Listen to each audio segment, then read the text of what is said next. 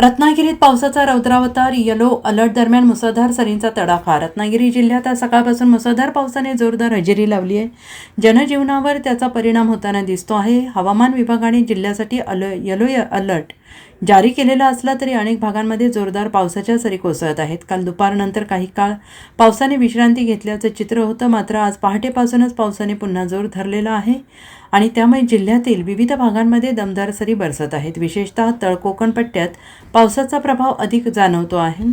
रत्नागिरी, राजापूर, लांजा, संगमेश्वर आणि चिपळूण या भागांमध्ये सध्या जोरदार पाऊस सुरू आहे. अनेक ठिकाणी ढगाळ वातावरण आणि सततच्या सरींमुळे नागरिकांना सतर्क राहण्याचे आवाहन करण्यात आलेलं आहे. गेल्या 24 तासात पर्जन्यमानाचा विचार करता रत्नागिरी जिल्ह्यात सरासरी 28 मिलीमीटर पावसाची नोंद झाली आहे. त्यापैकी सर्वाधिक 43 मिलीमीटर पाऊस काही भागांमध्ये नोंदवण्यात आलेला आहे. यामुळे नद्या, ओढे आणि खाड्यांच्या पाणीपातळीत वाढ होण्याची शक्यता व्यक्त केली जाते आहे. दरम्यान किनारपट्टी भागातही पावसाचा जोर कायम असून समुद्र खवळलेला असल्याने मच्छीमारांना समुद्रात न जाण्याचा सल्ला प्रशासनाकडून देण्यात आला आहे.